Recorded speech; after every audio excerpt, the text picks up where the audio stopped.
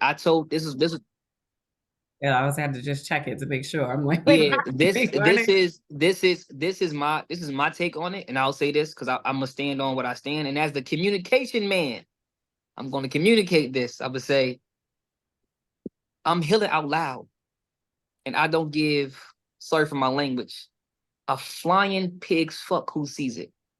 The things that we have dealt with in our community need to be shared. And things that we do that are sacred, that's sacred. We need to be loving out loud. We need to be healing out loud because the next generations, they keep seeing things that's not authentically healing, from the men to the women. I just was on IG and seen a 6-year-old girl have a birthday party twerking and singing a bunch of twerking songs. I was like, that's not cool. That's not cool. But and in the same breath, I seen a 10-year-old son with his dads and his uncles having a fake drug dealer birthday party. It's not cool. So if we are going to stand in this, stand in it. The reason the Black Panther Party, the Garveyites, the Nation of Islam, the reason it made it a thing was because it was attractive. It was a vibration. When you seen them men with them 8Ks and them black berets, stop playing. Leather jackets? I want to be like that, man. When you see that flag, that black, red, and green flag, no, I want to be a Garveyite. So whatever this community is going to be, I'm telling you, I'm standing on. I don't care if you put this on a TV show. I'm going to still speak my truth. Whether it's me being touched as a kid, whether it's me having issues with women that I dealt with that when I wasn't healed, I'm okay with that because nothing will define who I am. And I am still growing. I am still healing. So I'm saying this for anyone on a call who's afraid to share, who's afraid to speak their truth. At this point, it is over. We cannot keep hiding behind our trauma. We can't keep hiding behind this way of, don't want to tell nobody. It's enough is enough. The wealth gap is way too big. We don't have no land, no houses, no nothing. And that goes for every religion. I don't know no Muslims with towns. I don't know no Christians with towns. No schools, no banks, no nothing. So at this point, I don't even know what we are hiding from. So I'll just say, I'll yield the mic on that. Ashe. Ashe. Thank you for those Receive, words. receive. Yes. Okay. So we're gonna set our intention. We're gonna set our intention. So as stated previously, right, prior weeks, and what still holds true is that our intention is to build a community in balance with the masculine and feminine energies. We aspire to end generational trauma in our communities through healing and growth. And I just want to linger there for a second and kind of emphasize on in balance, right? That we want to do this in a balanced way. This is the first time that I know of, right? Where we are doing this kind of spiritual, emotional wellness work with an allegiance to, between both the masculine and feminine energies. When I went through rites of passage with Sacred Woman, it's a very, woman driven, women guided, woman focused container. Mm-hmm. And then the same would be for Man Heal Thyself. And so what we wanted to do and what we will do with our community is bridge the gap, right? But we have to be, conscious of the fact that there are going to be different balances of masculinity and femininity that each of us has within us, both male and female, right? And that's going to look different for each of us, and it can even at times be slightly triggering, even, right, for some people. But what I would say is, at any point in this journey, if there's anything that kind of leaves a bit of a sting, anything that drums up any sense of emotion, please journal it, because it's information. It's information. As we're building community, it's important that we start to identify what our individual roles are, within our communities, right? How we show up for each other, how we receive and fully accept each other. I think Sister Felisa put it very well, that there's no judgment, in this space at all. And so when we are really considering what we think others need, that we focus more so even on what we need, focus on what it is we need, get from this experience what we do need. And as we grow in our journey of healing, then I think we're going to see how that collaboration and communication actually, blossoms even more so. So it's interesting that we already have the dynamic, Right. but I feel like it's as we learn the tools on how to really navigate spaces to make it so that it is, to Megan's point, a truly safe space for everyone. It's going to look different to everybody, and I'm interested to see how it looks on the end. But yeah, but it's interesting also just how it showed up already, like even through divinely, the conversation starts and you can already see imbalance of the dialogue. And I think through communication of everybody being transparent in how they feel and communicating it out loud, we will have those healthy conversations that will give growth, right? That will push us forward, not just individually, but as a community that we're building. So, yeah. Okay. And so our affirmation. So our affirmation is a call and repeat. And as we state each line, then feel free to open up or unmute if you feel called to, or stay on mute if you like, in order to repeat after us. Okay. I am open to the wisdom within me. I am open to the wisdom within me. I embrace the path of self-discovery. I embrace the path of discovery. I am ready to strengthen my bonds with others. I am ready to strengthen my bonds with others. Together, I repeat, together we embark on this sacred journey. Together we embark on this sacred journey. Quick question for y'all.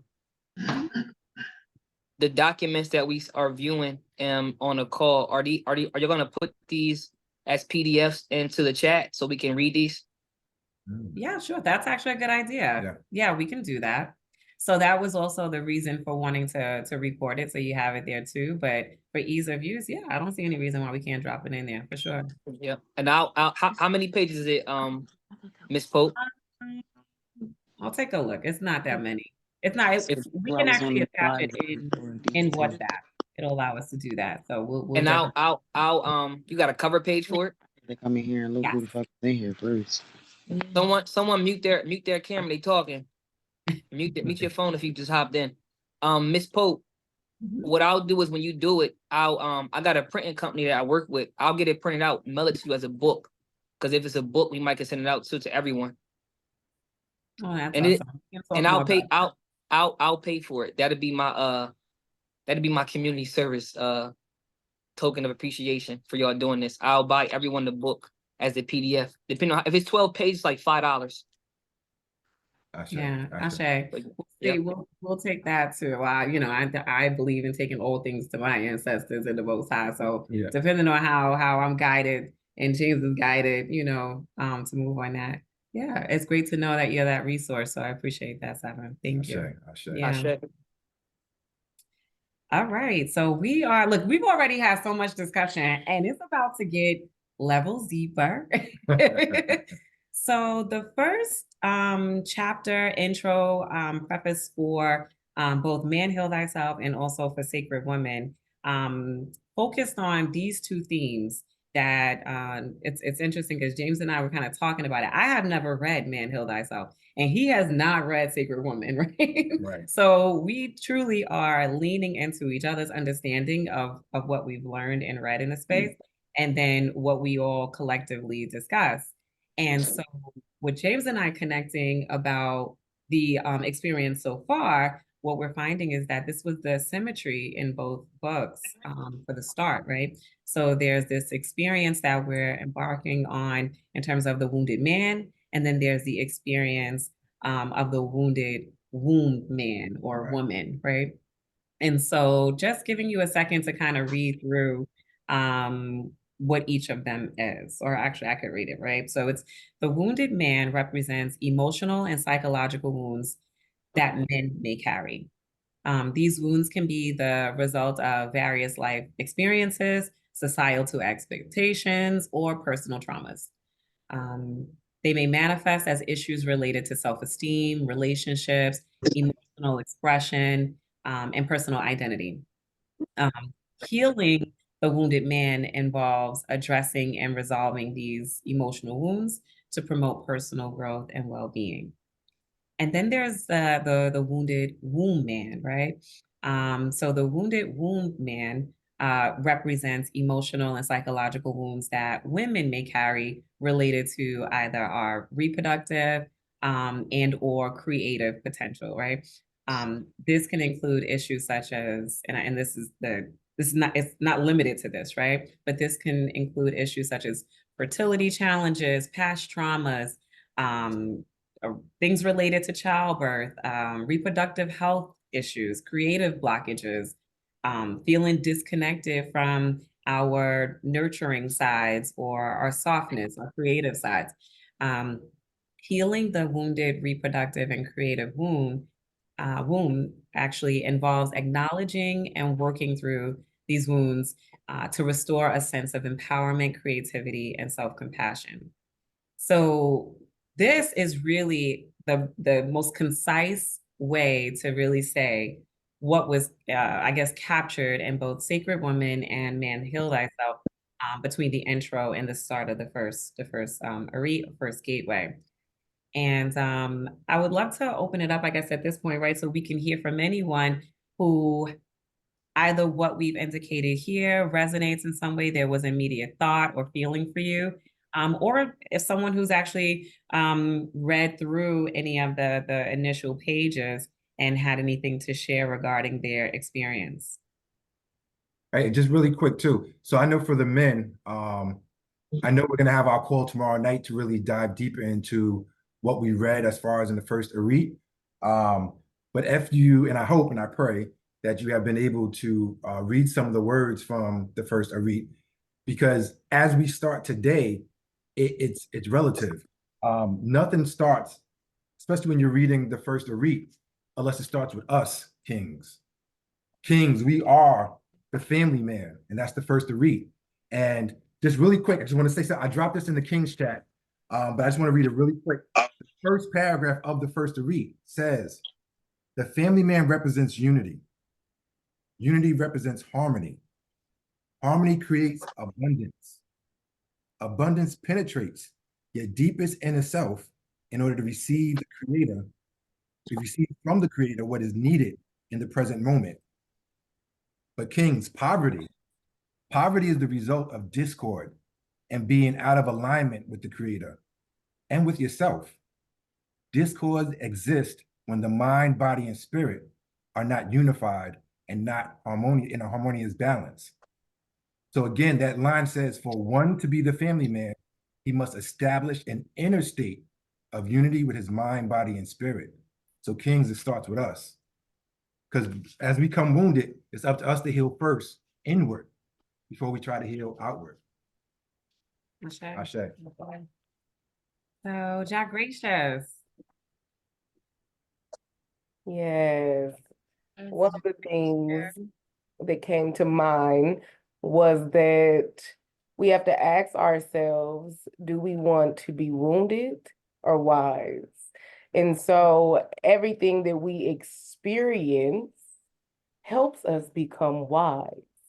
But there are a lot of people in America, I'm pretty sure in the world, but specifically America, where they like to wear their wounds like badges of honor, you know? And so one of the things that we have to do is learn how to transmute that wound into wisdom. And so when we are asking ourselves, do we want to be wise? Do we want to be wounded? Most people want to be wounded because of the victim mindset. So they want to be validated and they want to be nurtured. So they feel like if they're in that victim mindset, then they will be nurtured and motivated and encouraged. but we have to learn how to validate ourselves, nurture ourselves, because if you are in that victim mindset, you usually attract people that are wounded too. You usually attract people that are not going to be able to support you, that are going to judge you, that aren't going to be able to create that safe haven for you. And so when you become wise, not saying that you aren't wounded, it just changes the dynamic of how you interact with yourself, the things that you choose to do, the people that you choose to attract to assist you on that healing journey. And so ask yourselves, do you want to be wise or do you want to be wounded? Ashe, I love that, sis. And it's so interesting because a lot of us, and I could speak for myself, right, to bring this into a personal space. I didn't always know what my wounds were, right? Like I needed to really sit with myself and be on a journey of exploring myself in order to identify where my wounds, showed up. And they're my triggers, right? They're my triggers. Some of it is in my triggers. The things that I would essentially look outward and maybe blame others for, right? Or the things that I would maybe have in my list of requirements, right? In order to allow people to have access to me, like those things that those barriers or blockages that I built up, they were masking my wounds. And I had been operating in this way for so long, it didn't even seem like these were wounds. It just felt like this is my way of being, right?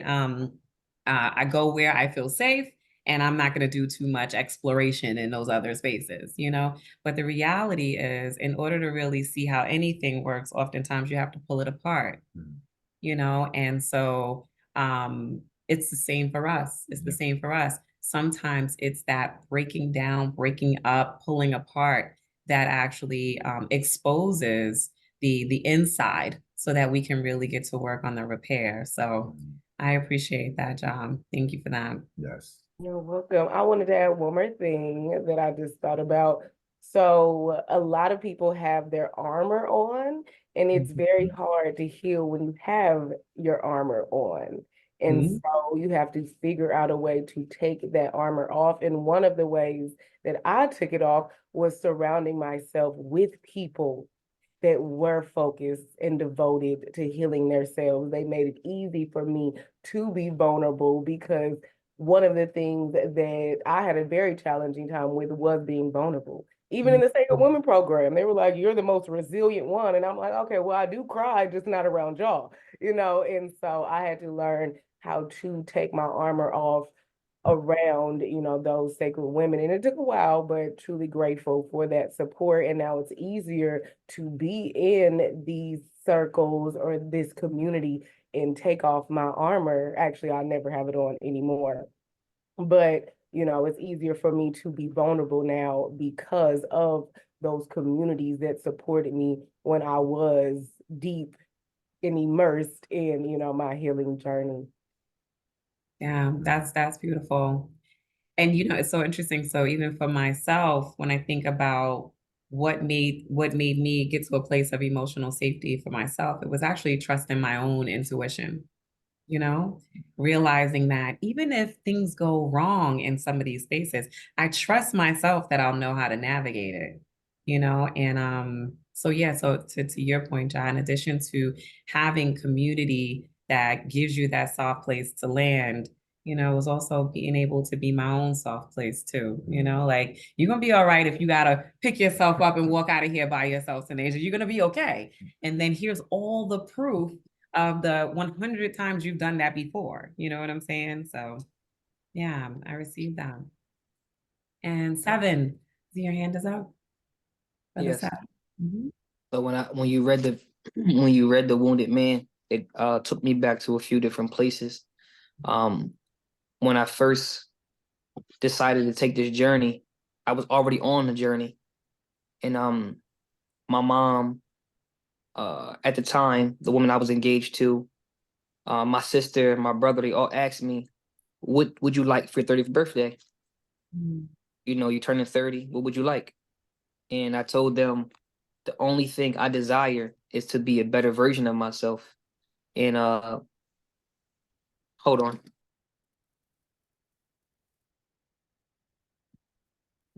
Seven. Looks like No, we lost him. Yeah. Okay, I'm sure he'll be back. We'll hold space. Right. Did anyone else have any thoughts, any emotions that were sparked for you through either what we've shared here on the screen or even through just what you've begun to dive into in the text?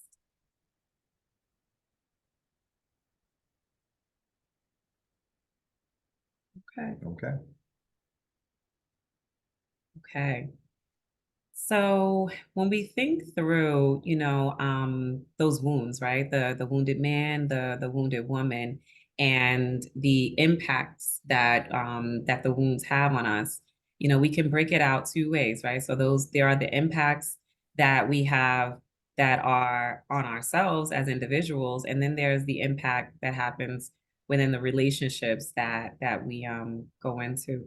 And I'm gonna stick a pin in that thought because I see that brother Seven is back, and I'm gonna let you.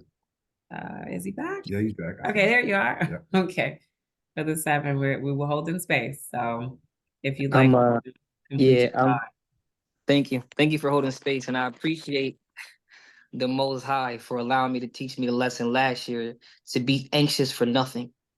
Someone tried to interrupt as I was about to get deep into it. It took me back to a place of, when y'all read that, it took me back to my first initiation. And when they asked me, what do you want for your 30th? I said, I want to be a better version of myself. There's nothing you can give me. I have my own money. I have all that I need. This is what I want. And I remember ripping everybody apart. I remember getting me and the person I was engaged to, we split up. I remember beating my kids up. I remember beating everyone up around me. I even beat myself up.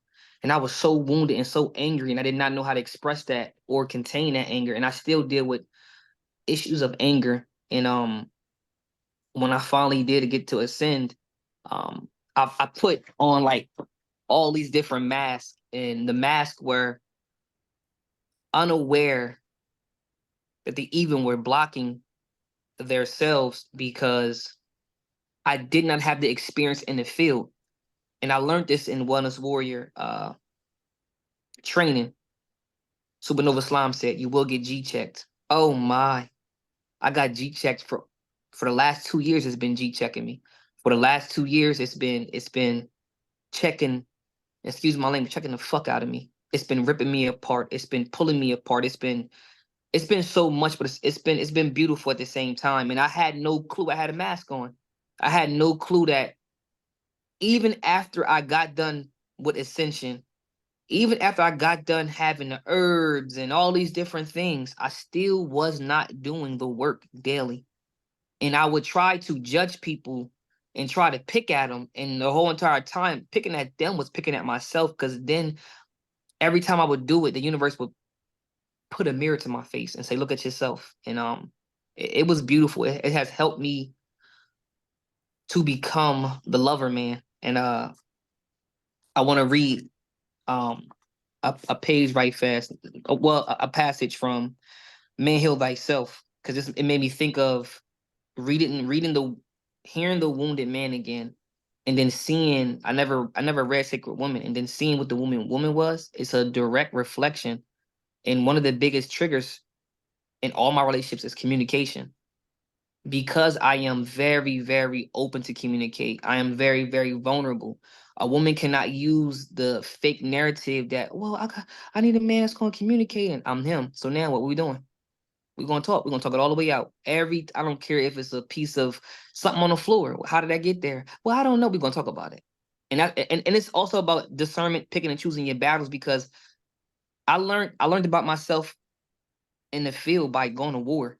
I didn't learn it by sitting in the house meditating. I didn't learn about my wounds and how much the mask was on my face by reading a book and just sitting still. I actually had to have the experience. I have experiences tied to these healing wounds. So the lover man represents unconditional love. The lover man heals broken hearts of wounded souls who are seeking to be whole. He is unconditional love for himself and others. He is deeply connected to himself and deeply bound with others. His love flows within first, so that the love can easily flow from him. He amidst a harmonious and joyful exchange of energy with all that is around him. His open and brave heart is filled with love, compassion, forgiveness, mercy, empathy, and acceptance. The lover man has the capacity to truly love as he leads from his heart and speaks from his heart, listens from his heart, and acts from his heart. So when I seen the reflection, it made me think of love can conquer all, and it made me think about the I read of the lover man, and this made me reflect on that because I have became him.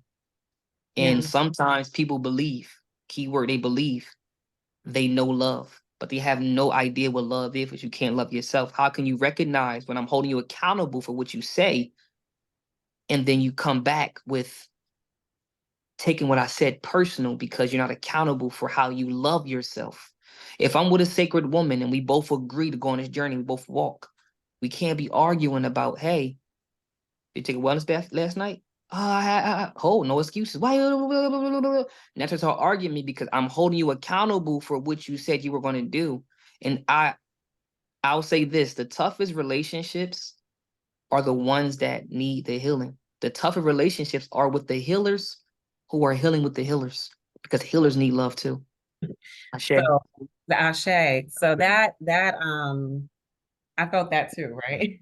Because James and I have gone on our rites of passage, right? Not at the same exact time, but during the time that James went through, I was actually doing the second rites of passage as a practitioner, and it was challenging. It's challenging now. Yeah. It's challenging for us to, continue exploring ourselves while then exploring what this new space of working together in this way looks like too. So I receive what you're saying. But I'd want to remind and offer and invite the thought too that accountability is a partnership. So trying to hold someone accountable who has not agreed to partner with you as being their accountability partner creates force and strain, strife, discord, and stagnation, because a person can certainly kick their heels in and kind of get really rooted and say, I refuse to budge, you know? So I think it's very important that when you are attempting to hold someone accountable, that it's already been established that they have chosen you to be their accountability partner.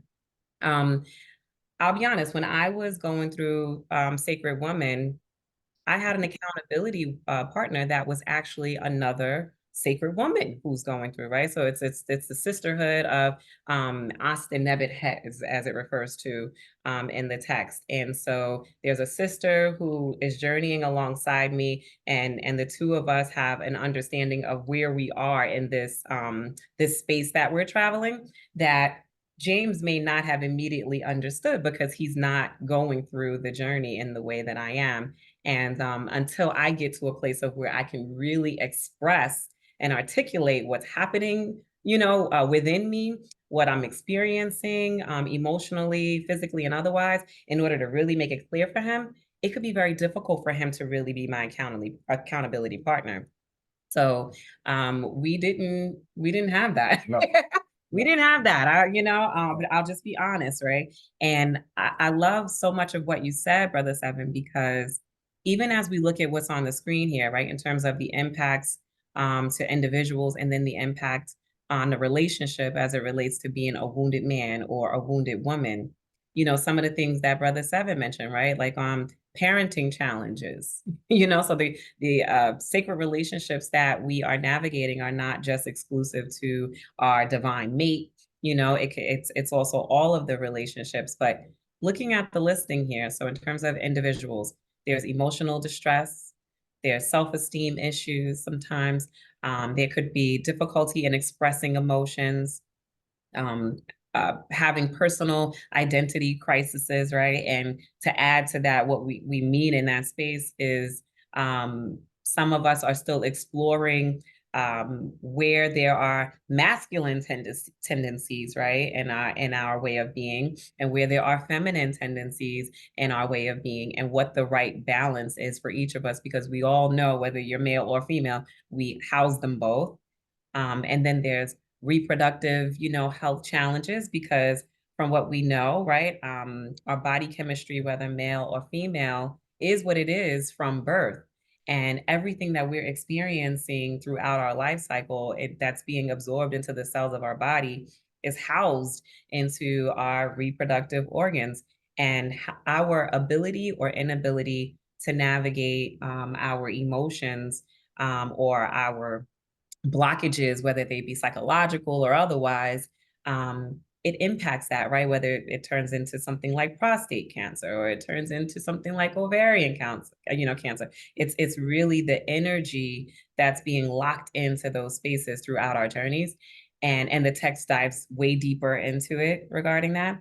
And then there's creative blocks, right? Creative blocks where, because I'm not as light as I can be, the heaviness that may be holding me down is also blocking my sight in terms of creating, whether it's creating material items, or even just creating experiences energetically that I want in my life, and attracting energetically what I want in my life. And then on the flip side, right, now you've got the impact on relationships, where this shows up in terms of communication breakdown. It can show up as intimacy issues, right? It can, again, reproductive challenges. Now you've got a woman and a man, and they're trying to procreate, and maybe there are challenges there, and some of those individual issues now are showing up in the union.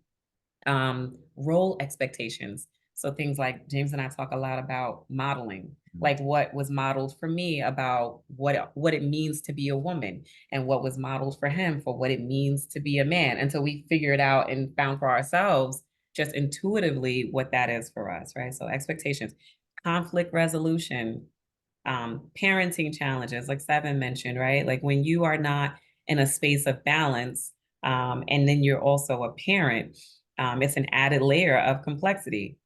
And then creative partnerships. And I think talking about being a sacred woman and a wellness warrior, which all of you, right, are going down this path to be as well, having that partnership that actually means that we both have agreed that we are each other's partner. Not I've decided I'm his accountability partner, so I'm gonna keep getting on his case, but that we've agreed that that's what we're going to do, and knowing that sometimes it might get uncomfortable, but we remember the agreement. So I appreciate you having that segue for us, Seven, right into exactly this. And it looks like I see your hand is up, sis. I have a question. Are we going to have accountability partners in this? Absolutely. Absolutely. Okay. So the perfect next segue. So that's exactly what we're introducing. So during this now second week, or I would say it's more like week 1.5, right? Right. We are now also going to do our due diligence, right? To conjure up the energy to match everyone with their accountability partner. And that'll be at the beginning. And then I would say by the time we get halfway through, then we'd like to match our co-ed accountability partner for like another, layer of really locking in that the practice that we're building, we are actually practicing, in that co-ed experience too. So yes, thank you for that question, John. Yeah, and just really quick, so Brother Seven, you said a lot of good things, and I was just absorbing all the things you were saying as you're going on, your journey, even talking about after the rites of passage. And it's amazing how the book tells you the universe will test you. The universe will absolutely, after you ascend, all the tools you learned will come into play. And it's up to us to understand that just because we went through the rites of passage, we're not masters yet of this, right? To this day, we work daily to continue to improve and be better versions of ourselves. We've been, and not for everybody, I know for myself, as my wife was saying, when she went through the journey, I didn't start yet. So she started before I did. She didn't push me to it. She didn't force me to it. Divinely, when it was my time to go, it was my time to go. But I think about how many years I lived on this earth before I really learned the right tools to operate in this universe the right way. So when I think about how many years of toxic habits that I have within myself, how long before I can say I am mastering this to become the master of self? If I spent most of this time in the universe not even understanding myself. So it just made me think about, you know, as we ascend and we go into this journey, and for those that's coming along this journey, this work is daily. Even after you go through this book and you continue to work, this community is so important because I believe we are our accountability partners. Community is accountability. And we will continue to work as a community to hold each other accountable and be better versions of ourselves to each other as well. So just some things that I took from what you were saying, Brother Seven. Sure, thank you for that. Brother AJ. Can you hear me? Yes. Okay. Salute. How's everybody doing? Greetings. Greetings. I've been sitting with what's been conjuring in my spirit for the last couple of minutes, and nervous, as I understand why I'm nervous, right? Because I'm in a part of my life where I've never experienced, and I'm living in truth, right? And if you've never experienced living in truth, right, when you do, you immediately realize a divine difference. And I wanted to speak to something as far as the accountability partners. And Tasha, I just wanted to take her mic off mute for a second because I want to just have her give me the okay to discuss with the group what we actually have come to an agreement with. And hopefully this will be encouragement for other couples that are on here or just anybody. Just be encouragement. So Tasha, if you're okay, can you just give me the green light to discuss? No, yeah. I give you the green light. Okay, thank you. So for those who don't know, I asked Tasha to come off the mic because that is my wife. We are both embarked on this journey of healing right now. She is going through the Sacred Sister, and I'm 10 toes in right now on healing and this Man Heal Thyself program. And just in a couple of short days of building with the brothers and talking about certain things, the realization of myself and the lack thereof of the truth that I was living was immediately realized. And it allowed me to even be truthful with my spouse about our union and the possibilities. And the crazy thing was, it was that being able to be truthful, one, it felt good because it removed the expectation of what her response was going to be, because it didn't matter what her response was going to be because I was being truthful in what I was stating to her. And the crazy thing is that she agreed and had the same feelings. So what we agreed to is that right now we're separated. I live in a separate space.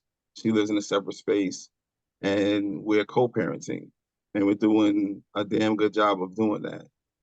However, when it comes to our relationship, there is an agreement, healing that needs to be done on both sides. And we came to an agreement that it would make no sense to try to restore and revive our union, both living in truth, knowing that there's healing that needs to be done. And where we have the opportunity to come back together right now, there's nothing stopping us. I can go live there and she can come live here. There's nothing stopping. But is that really going to be the answer to rebuilding this union and then thriving and being the family that God, assigned us to be? And it was just relieving to know that we came to that conclusion of saying, you know what, let's go through this.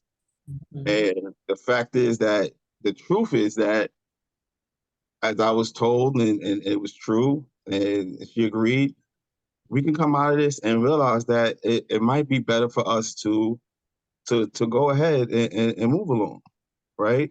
And just continue to be the best parents that we can be to our kids, and that's what God aligned. But the other thing is that we could go through this, we could 10x what some people have already called us as a power couple, and seen so many amazing things for us.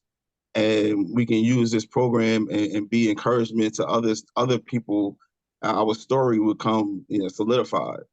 So again, I just want to say that at the end of the day, our main goal is getting to the bottom line of the truth. And the bottom line of the truth is getting that healing, seeing what that feels like, seeing what that looks like, and taking it from there. So for any couples on here that are going through issues, I just want to give that as encouragement to say, heal. Think about yourself for a second, right? Be a little selfish. It's okay, right? Because once you establish yourself, like somebody else said, how can you truly love someone if you know that you don't love yourself 100%? And I'm just thankful. Again, I don't want to beat a dead horse, but this community is everything, because in just a quick couple of weeks, things have been revealed to me that have been inside of me that I'm not big on therapy and therapists, because it's a lot that goes on with that. They seem really busy right now, right? And but I got what I needed from this group so far. I'd not say in total, but so far I have. It's I can see the journey, and I just love where I'm at. I love this space, and I love how it's safe. And obviously, I felt safe in coming out and revealing these things to everybody in the community. So I love y'all. Let's keep pushing. Let's go through it. Let's do it. Wow. Wow. Yes, Wow. that's- Thank you, brother. Thank you for sharing. Yeah.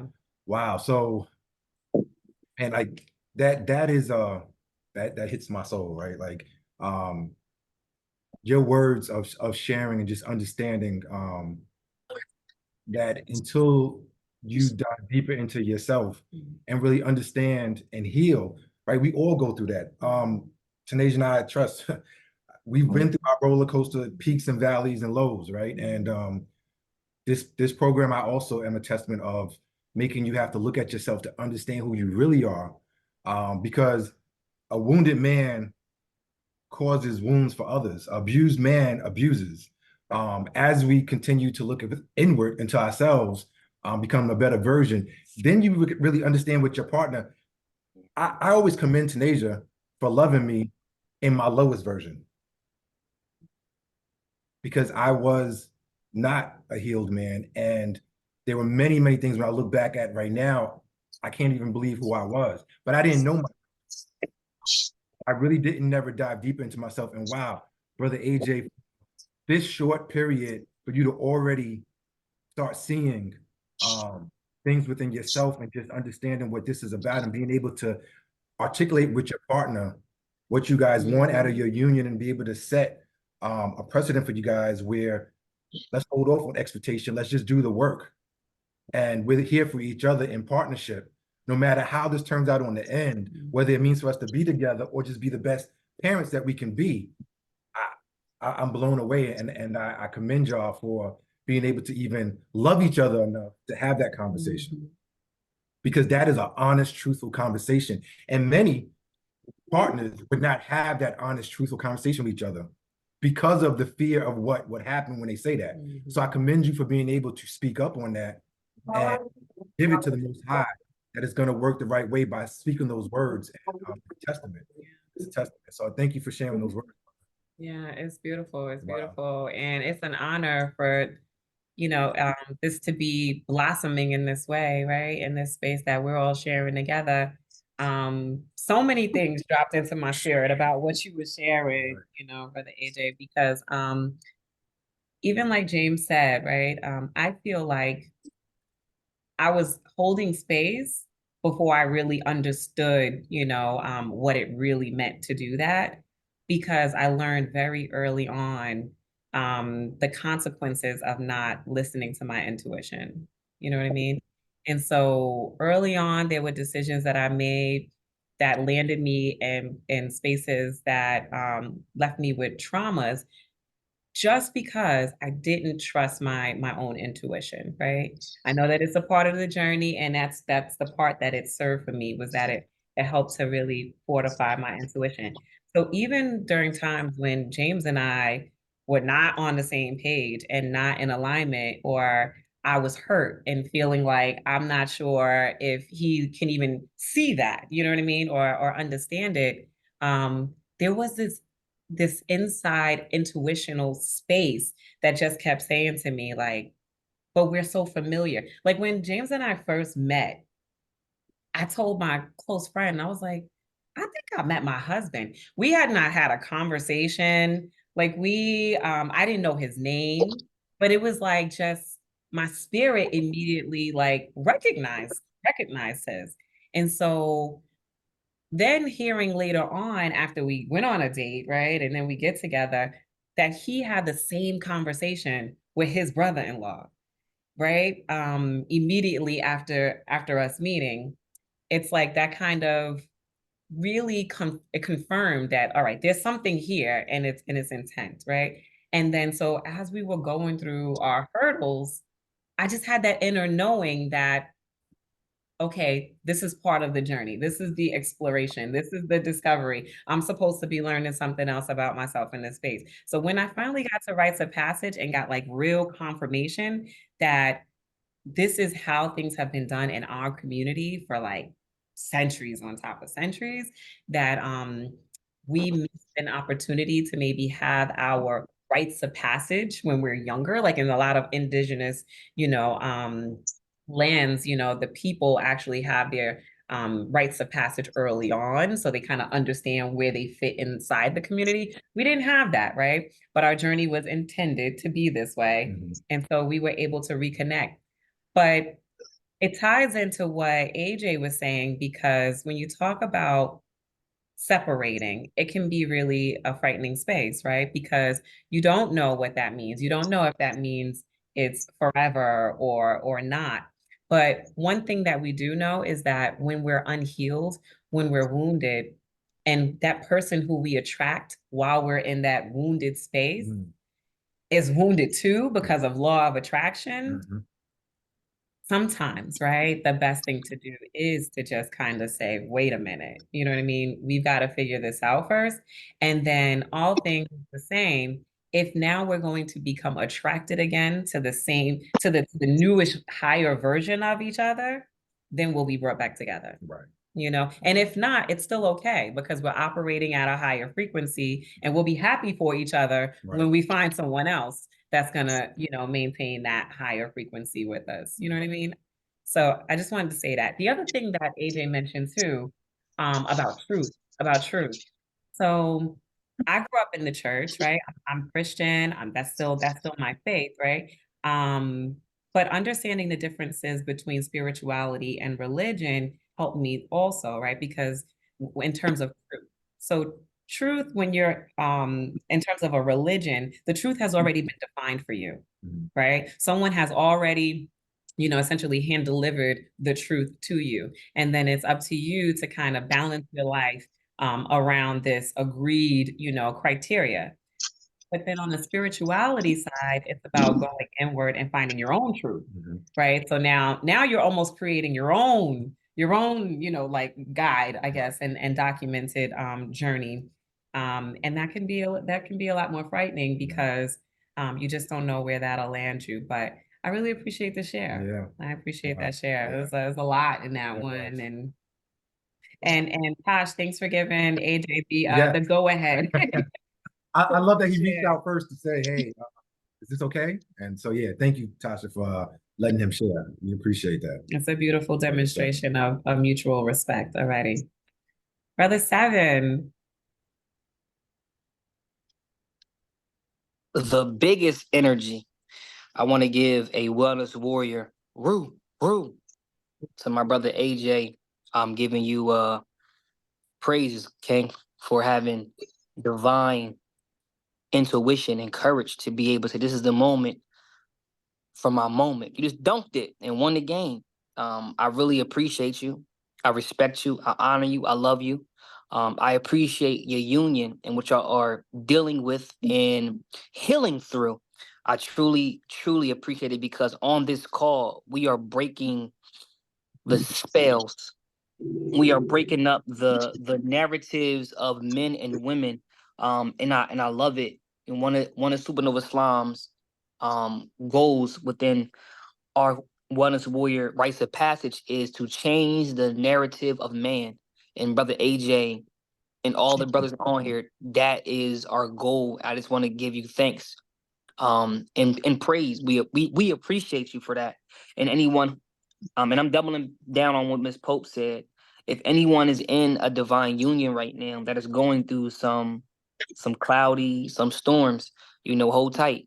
Hope is on the way. And even if it's not on the way, it's going to be okay. I want you to also recognize the small things that man did before he shared to have his moment. He asked first. That's a big deal. He didn't just shoot the gun. He didn't just come in and blast. He said, may I speak? May I build on the wisdom that we agreed to? That was beautiful. Those small acts of kindness, of reciprocity, those things have to be affirmed because as men, sometimes we're not affirmed within our how can I put it? In our love. We're more affirmed in our anger. We're more affirmed in our material. We're more affirmed in our job description. Hey, dad gonna pay the bills. He's gonna come home, go to sleep, and do the same thing all over again. Men, no different than women. When you got that dress on, she's like, oh my God, babe, you look so good. Oh my. When when you get that haircut, babe, they ain't gonna be able to deal with you. That cut doing it. Affirmations, words of affirmations are very powerful for the union. So I want to encourage the unions on this call to affirm each other, even in the smallest way. Like it can be something simple. Those things make women feel like, wow, I got my hair changed to the left and he paid attention. This had never happened before. Oh, we really are healing. Oh, wow, she actually told me I look good and I only lost 5 pounds. It's the small things, Brother Pope, doubling down what Brother Pope said, you know, uh, it's not gonna happen overnight. And it's a quote that they always say, Rome wasn't built in a day. And then my master teacher, my father, he finished it for me. He said, son, Rome wasn't built in a day, but it was broken down in one. So it took Rome, let's say 15 years to build it up. It took one day to fuck it up. So just understand that this is a journey and you're going to be built up, broken back down, built up, broken back down. And the person that you may be in union with may not exist and you may move on, but you have to be okay with the release and letting go. The reason I have my hand raised is I wanted to ask, are we going to be seeing our reports every 7 strongs? So I know on the King's Call, we'll see our reports for there. I don't know on the. For the sisters, can y'all explain? Oh, okay. Like feeding your report? Well, no, right. So when we go through the REITs, we actually have parts of homework, that we're supposed to do daily with ourselves, whether it's a spiritual bath, how much water we're drinking, are we physically working out, the things that we're doing daily on this journey. So when we get on the call, we see our report for the week to say the things that we was able to achieve. And even if you wasn't able to do anything, I was not able to do anything this week. There could be some accountability in that when somebody says that too, and that somebody may ask, well, why was you not able to read something or take a spiritual bath or drink your water, whatever the case was, and then you can double down for the next week and say, I challenge you to make sure that you drink your water, that you do those things. So seeding your report is just confirming what you've done for the week. Is there something in the Sacred Women book that has the same exact thing? I call it accountability partner with the book. Yeah. So yes, Asa Neverhet is the relationship between accountability partners, two sisters, and sacred woman. And we also do, yes, have like daily rituals, so to speak, right? So you're doing your meditations and your breath work, right? The fire breaths and the baths, right? The ritual baths and observances. So yes. So Yeah. Well, maybe you what we can do is But we do that also in a and separate. separate, right? So I know that we'll do it separately, but maybe as these calls go on, we can also do something within the call on seeding something according to sacred relationships, or something that has, you know, come from within your week according to what we're looking at with relationships or something. So we'll try to incorporate that in these calls. Yeah. I want to say that I love how Mrs. Pope and you have the slides to be able to see the wounded woman's and the wounded man together. That's beautiful. So maybe a idea that came to my heart was every I know that we agreed to do every our week for 2 weeks because the thing that we dealt with was moving too fast. A lot of times we move so fast we don't get to understand the information and overstand it. We understand what we're reading. Nothing slows about us. But to understand and overstand, that's a different type of breakdown. So I know I was going to suggest maybe do the same exact thing when we get on the calls on Sundays. Put up what the homework is for the first I read for the man heal thyself, and then I'm not sure the words. I don't want to say it incorrectly. The whatever the accountability homework is for the sacred women, put it next to each other so they can see exactly what they're supposed to be doing together. If I'm doing a wellness bath, you're doing a wellness bath, we might can do it together and wash each other up. You know, a woman might say, husband, can you please, help me in a sacred bath? He might get the bowl ready. He pulls the bowl onto her head. He affirms her. When she gets done, he leaves her for 10 minutes. Then he comes in, she cleans up. He gets into the same space. And as he gets into the same space, she takes a bowl, get the herbs ready, whether it's lavender, chamomile, mullein leaf, speak the words of affirmation, then pour it on his head and leave him for 10 minutes. Y'all both did it honoring each other by assisting each other. So I believe it would be beautiful for us to be able to see the cohesiveness in what we need to do together. I yield the mic, Ashe. So that's actually something too that we talked about. It's like Yes. maybe, creating something where you could see the symmetry. So it's funny because even with James going through rites of passage and me going through rites of passage, we didn't necessarily realize that the books are very much aligned in kind of the journey and the stages of the journey. And Right. so this time that we're doing it like literally together at the same time. So I received that, Seven. Thank you. I know that Dre and Sha. Shot, Yeah. Mhm. Dre and Sha, we saw that you had your hands up.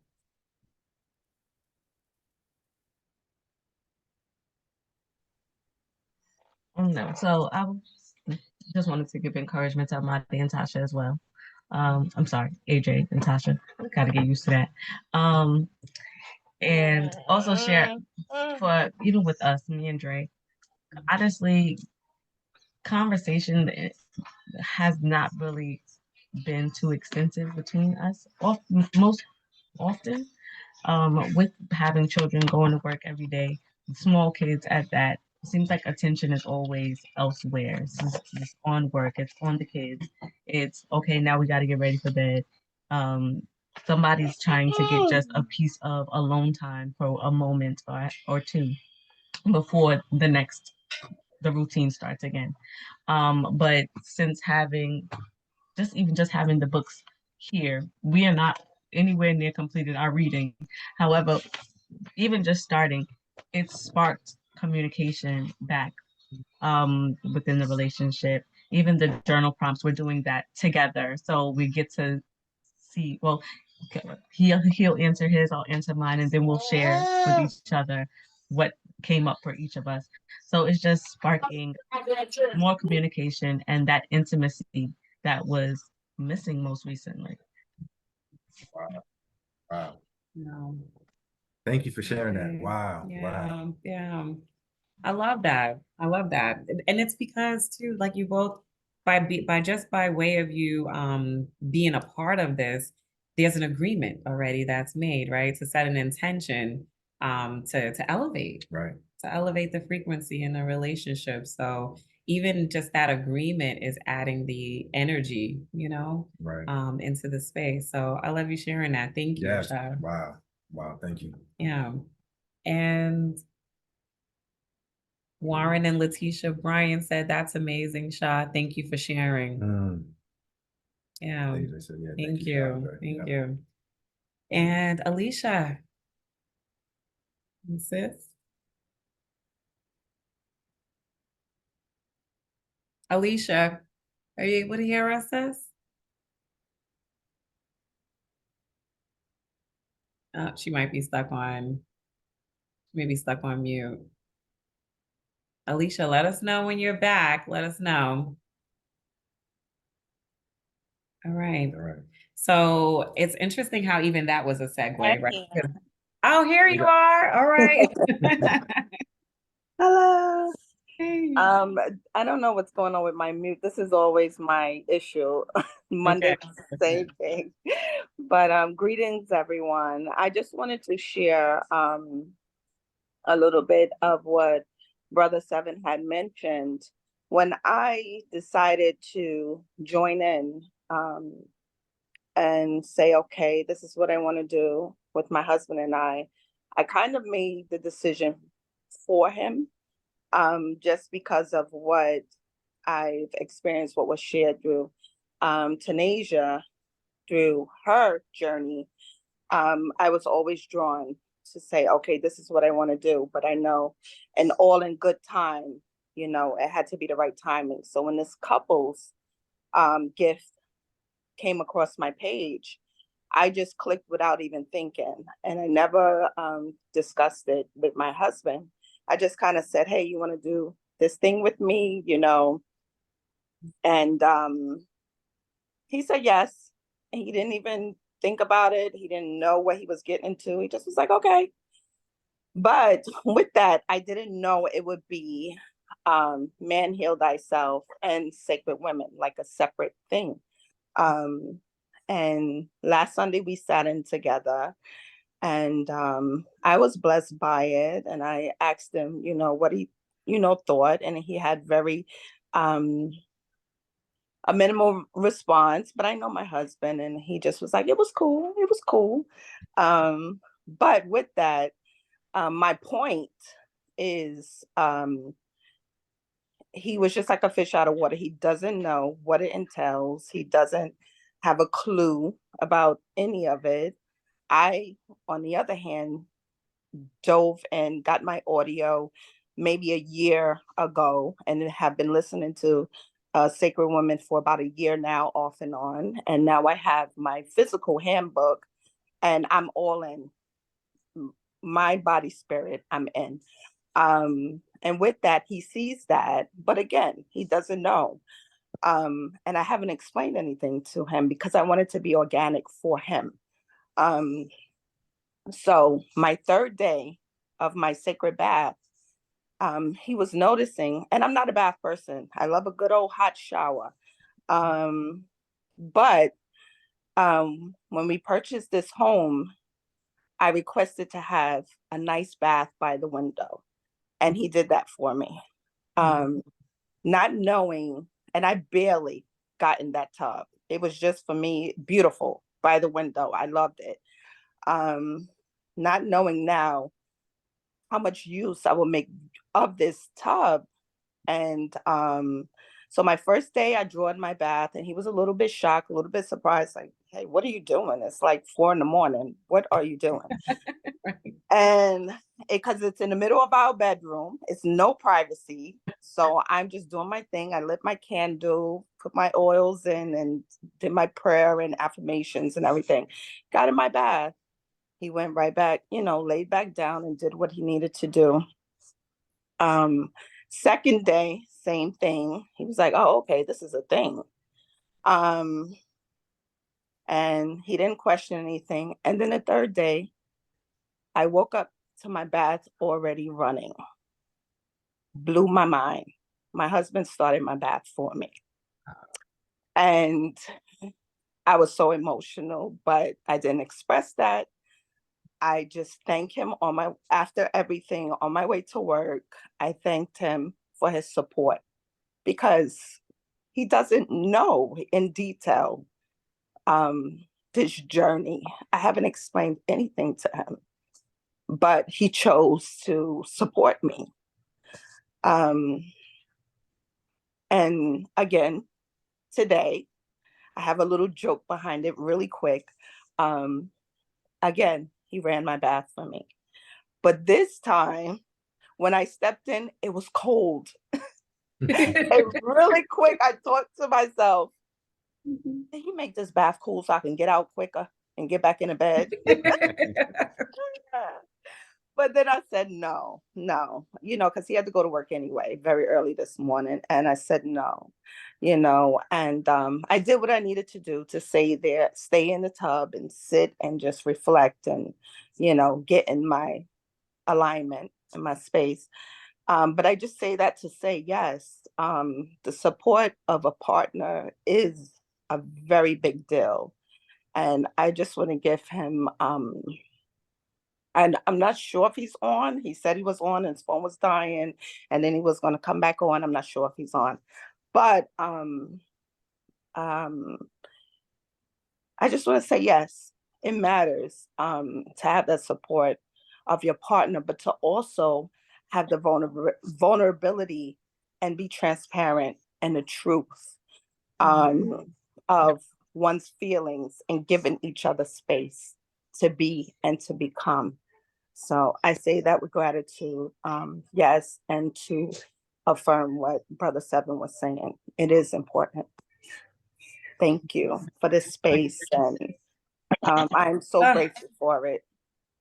I gotta hop off because I'm about to go install in the gallery.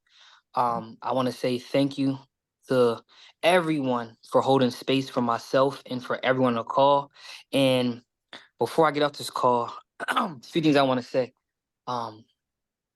Where you don't see, spirit sees. Where you don't push, spirit does. Where you don't understand, overstand, and whatever else, spirit knows. So I want to give a hotep, Rue. I want to give a love and abundance to you, goddess, for your resilience of being that coach. Because Phil Knight ain't played no games with Jordan, nor did he play any games with his other players. You got to understand that in this world, everyone is not going to be passive and smacking you. I'm going, That's just how I'm going to play. And that way of engaging with healing in anything doesn't always have to be packaged in a cute bow. You might get it raw and you have to take it that way. My mother was a pit bull. She never gave me hugs. She never said, I love you. I heard I love you in a hug for the first time, probably about maybe 2 years ago. And she's still working on that. But for whatever reason, my feminine energy is so high with my creativity and how I show up. I can't even tell you how that exists within me and how I'm able to be so nurturing and loving to myself and to others around me. I want to encourage all the unions on here and all the ones that do not have unions. You're not going to always get it the way it needs to be given to you. It's just going to get it. Sometimes when you get shot, you might get smacked from a ricochet bullet. Sometimes you might be barreled at a gun. Sometimes you might be in a crowd partying and it hits you. And when I say these things, because I come from the streets, I want to apologize for it. It's just my analogies. When I say gun, it means your God, universe, and nature. And when I say bullet, it means the bullet that needs to hit you to ascend. Oh, snap. My wife told me I need to take a wellness bath. I keep being around these dudes who drink. Oh, hold on. Let me leave because my discernment is going off. He left 10 minutes early and people started shooting. And in that, because he listened to his first intuition, he was saved by spirit. So for the women, right, this is so beautiful. We had this conversation, I want to say this week. I challenge some of my wellness warriors to give women a Queen of Force book. I have heard, I want to say 50% of our initiates are from wounded men who were pushed by sacred women or just by women, period. I find that very intriguing and interesting, and it's very beautiful. That does not mean for the ones who came on their own. And please don't take anything offensive. And if you do, that's personal. I want to challenge men on this call. If you hurt someone, if you know you didn't been in a relationship for almost 10 years and you can't do it, let her go back to the universe and to get healed. And if you're on this sacred journey because you want to flex that you are a Superman now, I need you to at least give that woman that you left all the wounds with, to give her a way out. It is not fair. It is not fair that a lot of my brothers, they show up and they want to hide behind whatever mask. I will not respectfully have it in our formation. And I want to encourage the women to keep doing what you are doing. It is very beautiful and bold. The word is bold. It's bold to say, hold on, bro. Like, we're not doing that. Like, hold on, take this book and go read, go in the corner. Oh, nah, she didn't do that to him like that. She gave him the book to heal. And she said, I'm going to still hold space for you to heal. But in return, I need him to do the same thing. Reciprocity has to exist. And your story touched me in so many different ways because I'm the same way. I get into fights with people because they want me to be passive. And I was raised by wolves, tigers, and giants and dragons. I don't know how to be passive in my approach. I don't know how to tell you in a cute way, enough is enough. We done lost leaders. We done lost communities. We done lost children. I'm not here for the like, well, you gotta hit. No, I'm not here for that. Yeah. And I also want you, I want you to be okay with, I want you to be okay with being the bully. It's okay sometimes because the bully allows the hero to become a hero. And sometimes your perception of a bully is nothing more than someone pushing you. The only way a diamond becomes a diamond is through pressure. You got to get pressed. It don't come from just existing. It gets pressed through things. So I yield the mic there. I love you and I appreciate y'all. But ain't nothing gonna come out of healing and being quiet. It's gonna come from pressure bust pipes. And it's up to you to understand that it's always from a place of love, peace, prosperity, reciprocity, abundant, and community. Ashe. Yeah, Shay. Thank you for that, brother. Wow. Yeah, that was a lot. I'm still lingering. Me too. I'm still Alicia. still what? I mean, I'm sitting there like, why didn't I have tissue? I want to salute the king. Also, first of all, thank Alicia. you, Mr. Alicia, Queen Alicia, for sharing that. And wow, salute to your king for supporting and stepping up and without even stepping on the journey yet, he already saw his queen and what she needed and stepped up for it. So salute to him for that. But thank you for sharing that. Wow. Yeah, thank you. And Seven, thank you for your passion also. Yes. And sharing your thoughts. I'm so interested to see when you go back through again this time too, you know, what gems come out on the other ends of it. Yeah. I'm especially interested to see what happens for Brother Seven in the sensitivity space. Right. Yeah. I'm excited to see that. And Queen Alicia, I just want to give some shout outs to some of the comments that you received in the chat here, right? So Jack Gracious said his soul knows. So you were expressing that he didn't really know exactly why you were doing what you're doing. And I just think that is so beautifully put. His soul knows. Warren and Letitia Bryan said, thanks for sharing, says, wow, I'm at a loss for words. I'm getting misty. Queen Megan says, Alicia, such a beautiful share. Love to hear the love. And I think Ja's comment here was also for Seven, that he's just passionate. Yeah. Right. Wow. So wow. A few things. So we've had a lot of discussion today, and I know we even segued a bit into homework. And I want everyone, and I'm also going to create the PDF as Seven had also mentioned too, right? So that we could drop it into both of the Queen and King's group chat. So you'll have this. But the study prompt here for the upcoming week would be to reflect on your manhood or womanhood and how it has shaped your life experiences, society's expectations, and personal beliefs, right? Have you ever felt wounded in your sense of self based on your perceived roles of manhood or womanhood? And then describe those experiences.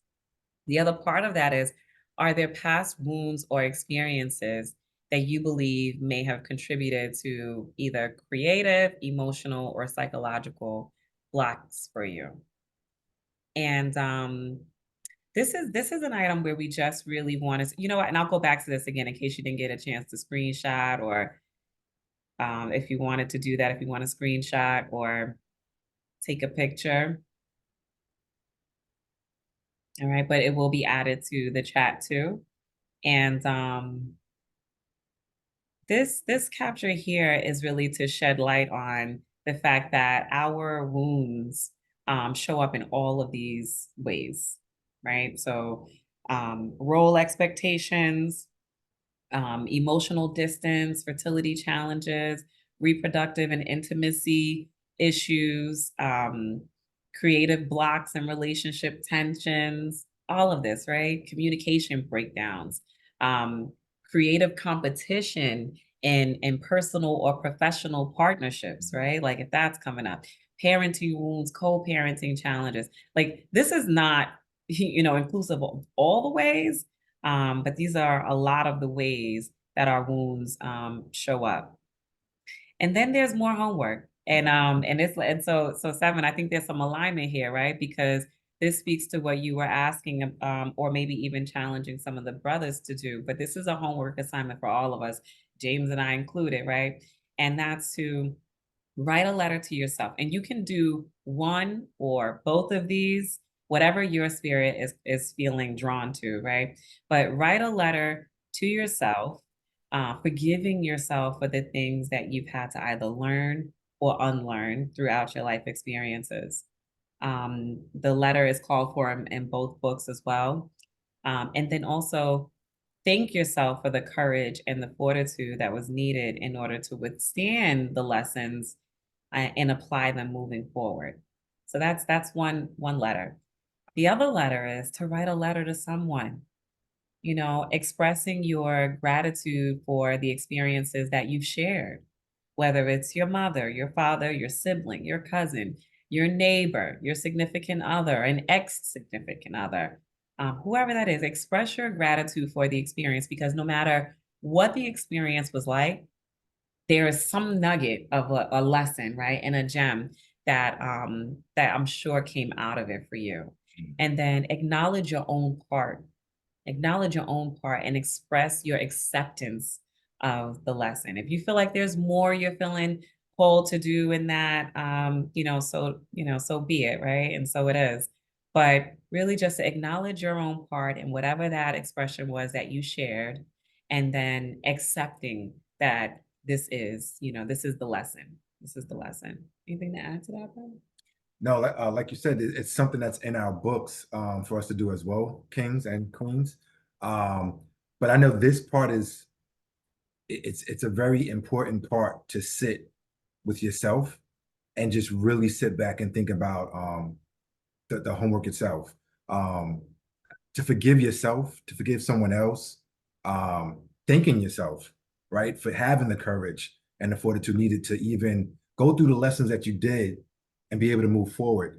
It's something to really sit with and really take the time to write out.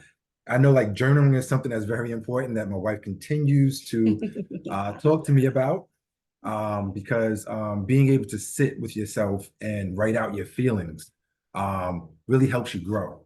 It really makes you do the work within yourself to sit with yourself. So I think it's a very important part of the homework to do. So yeah. Yeah. And just to add to that, I mean, I love journaling because it's a log, right? It is a log of this is what I was feeling, experiencing, or otherwise in this particular moment. And then it's interesting to see how when the moment passes, when you go back to it, whether you agree or disagree with those thoughts in the next moment, but it becomes a log for you to really see your growth, to see your expansion, and in a real tangible way that you trust, because you wrote it. Right. And Sister Alicia, did you have your hand up? Yeah. Oh, no. No? Oh, okay, it's from It's from before. before. But, so really quick also, I know, so with journaling or even writing these letters, right? I know, I'll just speak for myself. Kings, if you can relate, you can relate. Even queens, if you can relate, you can relate. I was one that, and I still battle with connecting to emotion, connecting to feelings. Because of upbringings and different things, I was very, very much disconnected from feelings and emotion. It's something that I continue to work on. So writing and journaling or doing homework on feelings and emotions is something that's very hard for me to pull out of myself. I continue to do the work and battle with it, but sit with it. It's something that's needed, especially for those that are disconnected from feelings and emotions. It's something that as you write it out, I know that it will help reading the emotions that you're feeling or trying to even figure out what am I feeling. So I just wanted to share that. It's something that on this journey, as I said before, this is a continuous thing daily. I went through this before, but I know what showed up for me again for me to work on is just that, is connecting with feelings and emotions. That's something that this time around that I want to do a better job working on daily. So this is something that will help me with that as well. Yeah, that makes sense. And it's interesting because, like I said, with the journaling, not only is it a log, right? And not only is it a way for you to really get clear about what you're really feeling, but it's also a way to go back and challenge your own thoughts. So I know that challenge was a word that we heard Ja bring up earlier in the call today. And yeah, there'll be people who outside of us may challenge us, but we also have the autonomy to be able to challenge ourselves. So because you write it down and because that was your feeling, doesn't make it a fact. You know what I mean? So at the end of the day, you can go back and question the feeling. Is that feeling true? What proof of this feeling do I really have? And then sorting through them in that way to really digest it. The reason I say that is so James had the one side of the spectrum of wanting to connect more with his emotions. And for me, I was very connected with my emotions, right? But experiencing and feeling so many things sometimes all at once that it made it very difficult to decipher what the truth was. Which, is this just that I'm feeling emotionally overwhelmed because there are so many things going on? Or are these individual things really as big as they feel, And then kind of doing that self-inquiry of asking myself, was that a big deal? Or, okay, if it was, why is it a big deal? Is it really because of this person, or is it because of some place inside of me? So like really being my own challenger. So, and Ja mentioned here, using the emotional wheel is helpful when identifying your emotions. Absolutely. Absolutely. And we can share that into the chat too. What else do we have here? Has anyone read Radical Forgiveness? Yes. Radical Forgiveness, Radical Acceptance. So that is a great resource too. So I'm gonna have to write that one down. Thank you, Ja, for dropping that in here so that we can add it to our chat so everyone has it. And then, okay. Link for the King's Build. Okay, so it looks like there are a couple of sisters and also brothers who need to be brought into the group chat. So here's what I'm gonna do. I'm gonna drop my telephone number into the chat and just text me with your number. Let me see, where can I put it here? Is it here? Let's see. I'm gonna drop my telephone number here. Please text me with your number if you are not connected in the chat, and I'll share James's as well. Also, I got a question before we get off of here. When is it? Are we locking in at a certain number or at a certain time? Like I know once the first outreach starts, which is I think coming up this week. Is that it for anyone joining, or can people join freely? What's the boundaries on that? If you don't mind me asking. To be honest, I mean, well, how are you feeling about that? Yeah, no, I would say, if spirit calls, whether it's week 1 or week 5, let them come. I think we're open to that, right? Yeah, and we're not abandoning this journey, right? Right. So one of the things that the sacred women who were trained and under the guidance directly of Queen Afua continue to do is even after we did the 12-week rites of passage, we meet monthly. So there's still a once a month call where you come on and you go through that particular gateway for the month. So our practices don't end, and a relationship, we're not looking to part.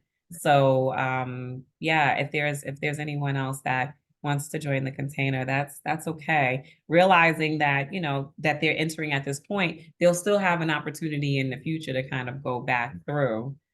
So that'd be okay. That'll be okay. And Kavita, I see your hands up, Queen.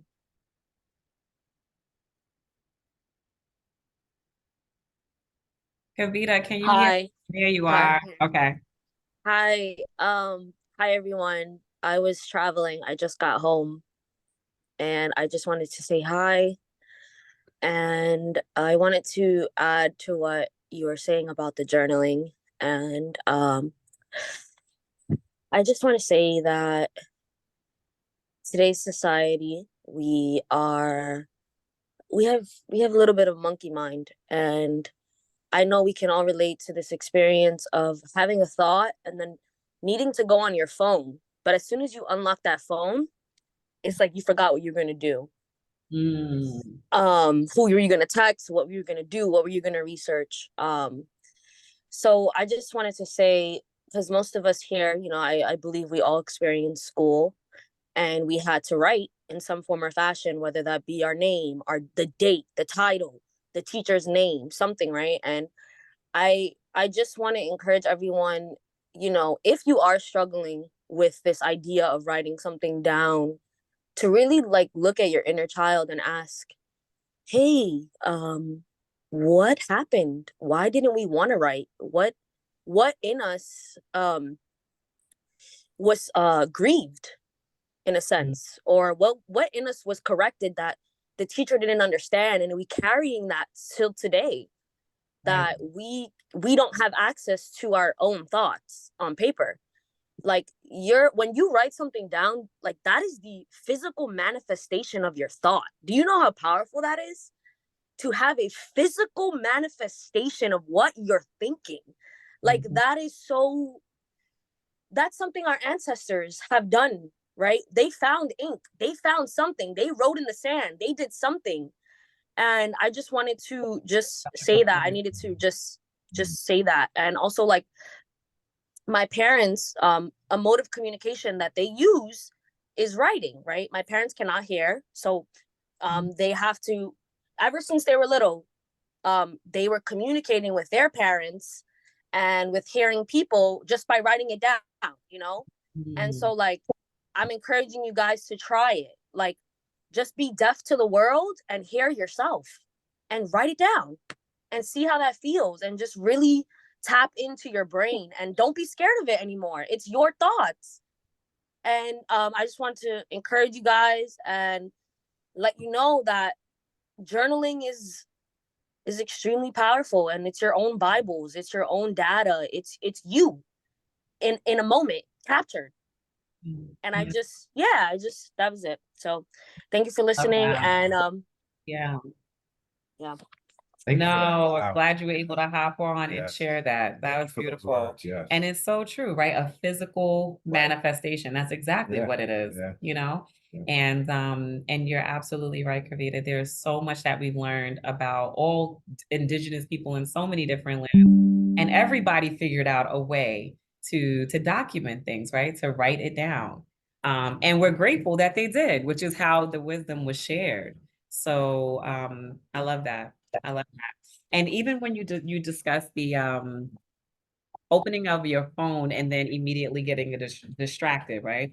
So full transparency, that's the reason why even our group chat is happening in WhatsApp, right? So we know that there are ways to create communities through Instagram. There's ways to create communities on Facebook. There's other apps that you can download.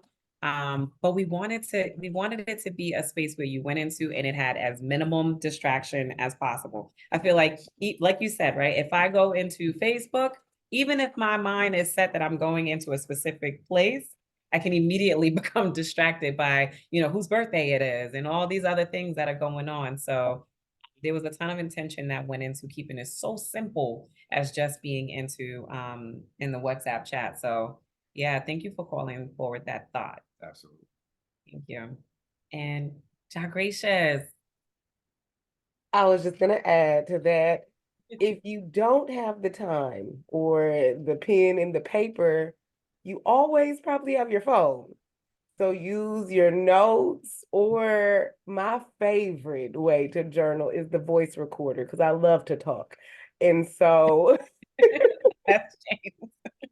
yes, there's no excuse because I know you always got your phone. And so just keep that in mind that you can also use your device. You don't have to wait until you go home to journal. You can journal anywhere, in the car, in the grocery store, whenever you have that revelation, use that phone to make note of that magical moment.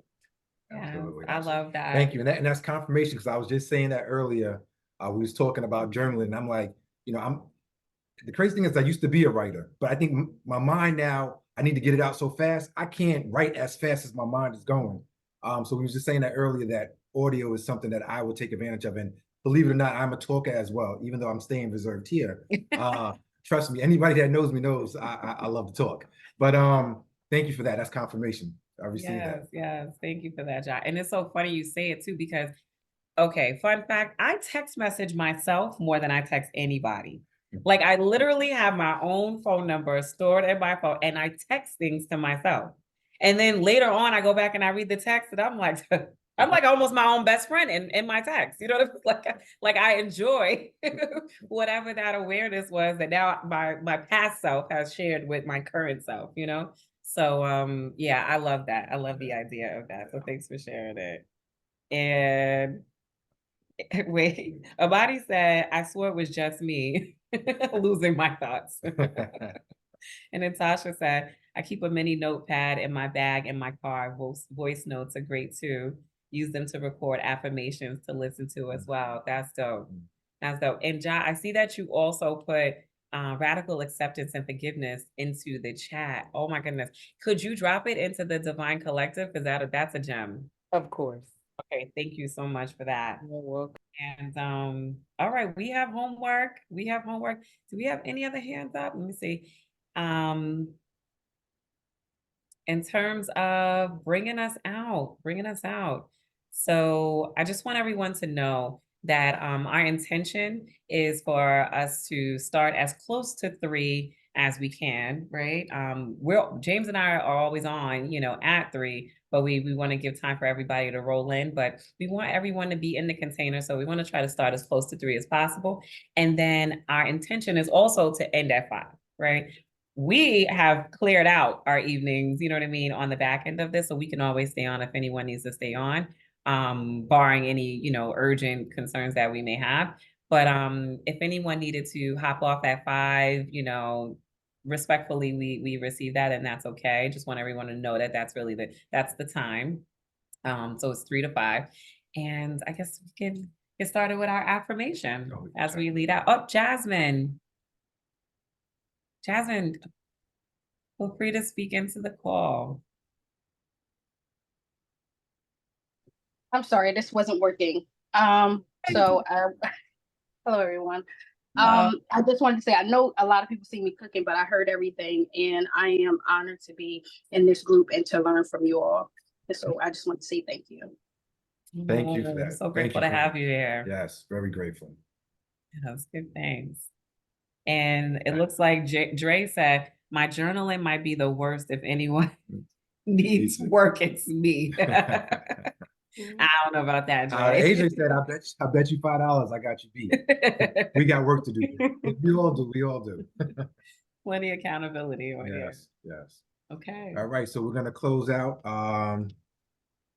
Again, we'll do the call and repeat. Mm-hmm. All right. I am grateful for the insights gained. I am I am grateful grateful for the for the insights gained. insights gained. I carry the strength of our community with me. I carry the strength of our community with me. I gotta say that one more time because that's such a strong statement. I carry the strength of our community with me. I I carry carry the strength of our community Community with me. I continue my journey with love and purpose. I continue my Continue journey my journey with love and love purpose and purpose Until we meet again in gratitude and growth. until we meet until we meet again to and growth. and growth. Ashe. So it is. Emily, we will be speaking with you all throughout the chat, and we'll also be updating with this week's pages. So look out for those text messages. Yes. Blessings and Kings. Kings tomorrow, 8:30 p.m. I'll send out the link for the Zoom. I look forward. You already know. I'll call tomorrow. And to the lady that was with the she had her husband, and I think it was one with the bath. Tell your husband to get on, man. This is a welcoming group. We all cool people. Tell them to get on. You know, we'll instruct them on what's going on with us, and we'll catch them up to date. All right. I will. I definitely will. I would ask him first, but also send his number to James or Tanasia so they can link up. But we having a King's call tomorrow. So if you text me, we can get him in the links, and if he wants to come on, he can come on tomorrow night. Okay. All right. And we'll be assigning accountability partners this week, so he'll be getting the call. All right. Peace and love, family. Blessings, everyone. Blessings.